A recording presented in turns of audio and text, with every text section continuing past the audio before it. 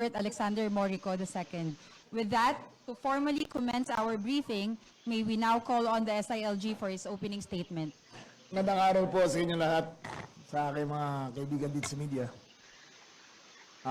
Today, June 9, 2026, at around 5 o'clock a.m., operatives of the Philippine National Police successfully arrested Police Lieutenant Colonel Rafael Dumlao. He was arrested in a house in Pasong Tamo, Quezon City, pursuant to a warrant of arrest issued by the court. Dumlao was convicted in connection with the 2016 kidnapping, extortion, carnapping, and killing of South Korean businessman Ji Ik-ju inside Camp Crame. Ayon sa witness, yung witness ng murder na to, ay kinidnap niya, sinubukan humingi ng pera. Nung hindi nagbigay ng pera ang Koreano, sinakal siya, sinunog yung katawan, kinremate, tas finlash sa toilet. In September 2024, the Court of Appeals reversed the decision of the court, found him guilty, sentenced him to reclusion perpetua, and ordered his immediate arrest without bail. On June 30, 2025, the Supreme Court denied Dumlao's petition and other legal remedies, effectively affirming his conviction and exhausting all available judicial recourse. This morning's operation is a clear demonstration of the government's commitment to enforce the law and implement court decisions. The Philippine National Police acted in accordance with its mandate, and the arrest sends a strong message that no one is above the law, regardless of rank, position, or former authority. We commend the teams for the safe and successful implementation of the warrant and assure to the public that the DLG and the PAP is now in the road to serious reform. That even though Colonel Dumlao was one of their own, he was not put above the law. The institution is not perfect, but the road towards a more trustworthy PNP has now begun. Questions? General Nartates will give the backgrounds of this case.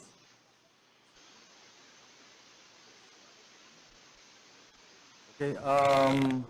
The result of the operation, of course, we would like to thank and congratulate the community, of course, and the operating unit. Community, why?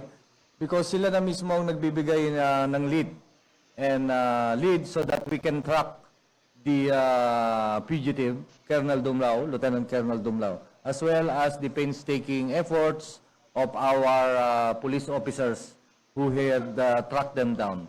Whether human intelligence, or we have the so-called IT solutions. So, ganyan ang pag-track natin. And we will be transmitting a report and or commit for the commitment of fugitive Lieutenant Colonel Dumlao to the court. After the reversal, of course, meron pa siyang remedy, that is the petition filing in the Supreme Court. However, the Supreme Court ay kinatigan ang resolution ng Court of Appeals. And so, ito na po.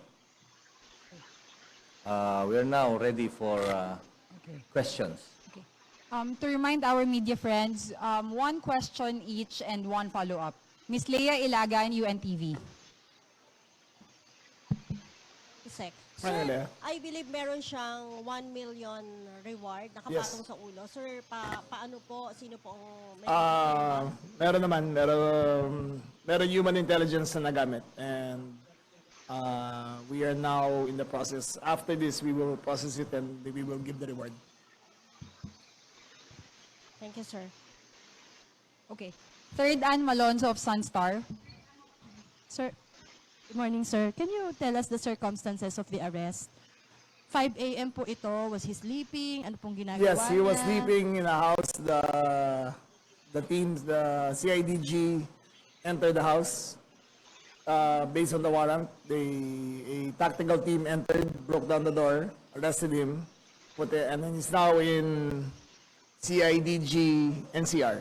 Ito turn over po ito sa Bucor, tama po ba? Hindi muna. Return of warrant muna sa Court of Appeals. Tapos sila magsasabi kung saan siya i-detain. Wala naman pong gulong nangyari nung pag-arrest. Hindi naman siya lumaban, but in his possession was a 45. Was a 9mm Taurus gun. Ano ba yung issue sa kanya?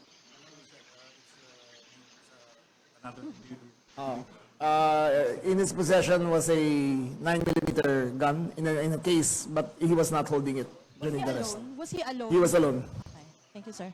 Okay. Karen Bye, De siya. Guzman of ABS-CBN. Okay. June Veneracion of GMA.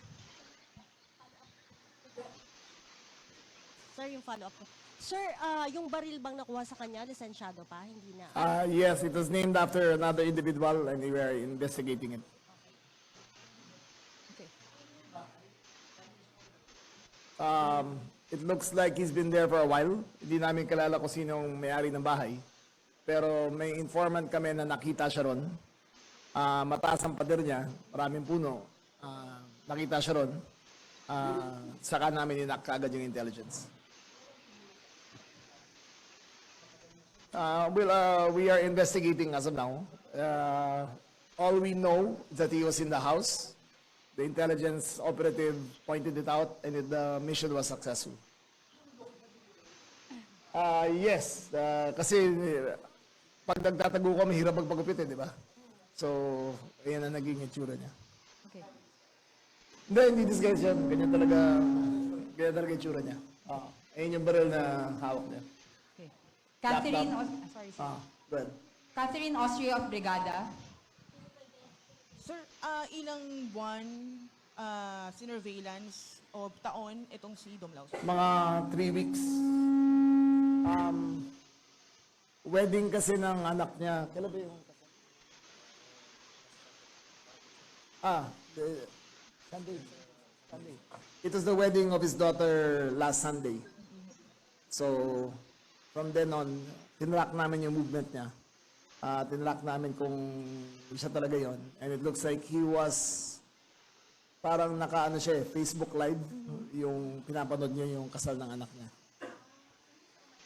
Hindi siya umattend ng kasal. Pero nagkaroon ng movement doon sa bahay. Kaya na-track, kaya na-confirm namin nandoon siya. Sir, bukod dito sa Quezon City, saan pa pong area unang na-track itong si Dumlaw? Sir? Dito sa Quezon City talaga ang dito siya na-track talaga. Okay. Alfred Dalizon of People's Journal. Pero yung nasa amin yung laptop niya, nasa amin yung telepono niya, ipo-forensic examination namin ngayon kung sino mga contacts niya during his the time of his hiding. Morning, sir. Sir, are you pursuing cases against people who harbored him? Kaya siya nakapagtago. Well, yes, we will investigate. We cannot say yet, but he was alone in the house at that time, so hindi pa namin alam kung sino talagang kasama niya. He's undergoing debriefing now. He is with the CIDG, and we will pursue all angles and all leads to see how he escaped, who he was with, and to backtrack. Makikita naman sa phone niya yan. So, we will further investigate. But the house is not his initially, sir. Hindi po kanya. Parang hindi sa kanya. We don't know yet. Again, 5 in the morning lang to eh. So we still don't have the full circumstance sa bahay, sa sino may-ari, sino kasama niya. All we know that he was there, at doon siya, saka namin ginawa. Thank you, sir. Jason Sigales of Inquirer. Okay. Mark Makalalad of DZBB. Okay na? Yes. Mas madali magtago sa Metro Manila kaysa sa probinsya. Sa probinsya kasi, basta hindi kilala, sasabihin kagad sa kapitan, ando doon. Kung sa Metro Manila, walang pansinan dito eh. Di ba? So, there are all angles that we are considering. Sir, we have 3 more questions. Pero wala? Parang wala. Pero wala? Karen De Guzman of ABS-CBN. Sir, nung nakita po natin siya, wala po bang mga kumakanlong na pulis? Kasi ginawa Walang natin ano? kumakanlong na pulis or Hindi ba na? We are examining his laptop and his cellphone. Titingnan namin ang kanyang chat messages. Titingnan namin. Pero, nung inumpisahan namin yung operation na to, it was kept to a small group. Walang ibang nakaalam. It was only between Gerald Morico, Chief PNP, and I. and the tactical team was informed that 10 p.m. last night, all their cell phones were confiscated, and they were informed of the mission on hand.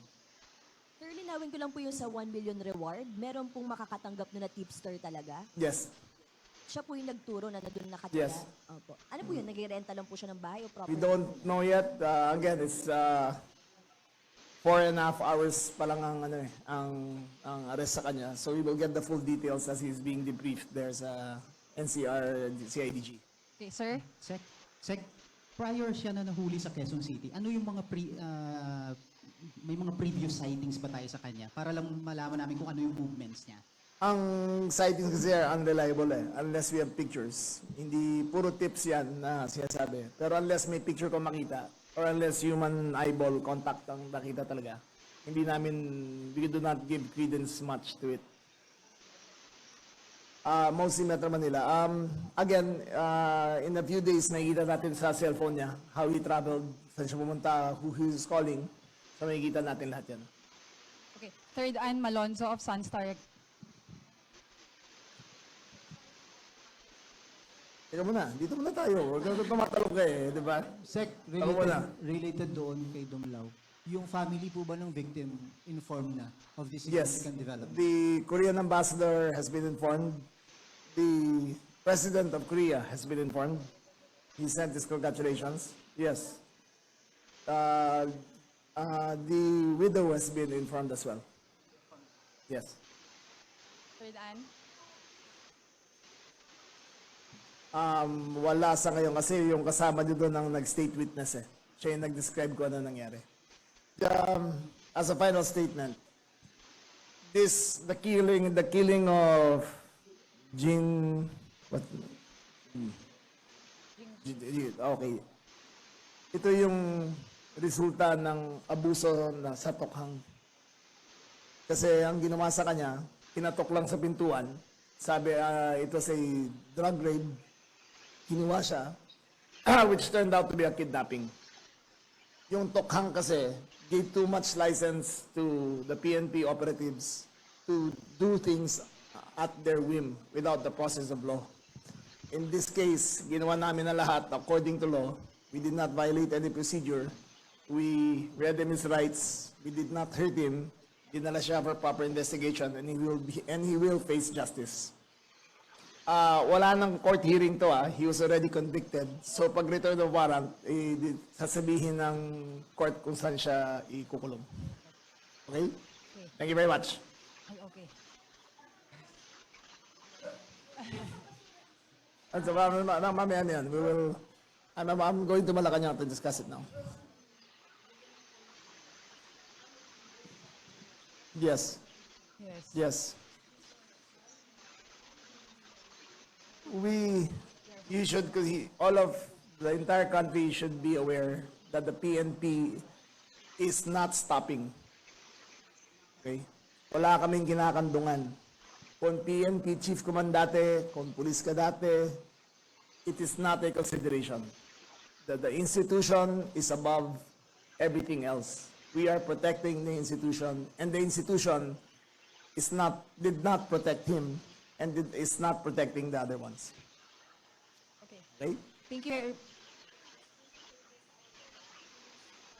Yes, we will come up with the report pretty soon. CIDG, Aurora will come up with the report. Okay? Okay.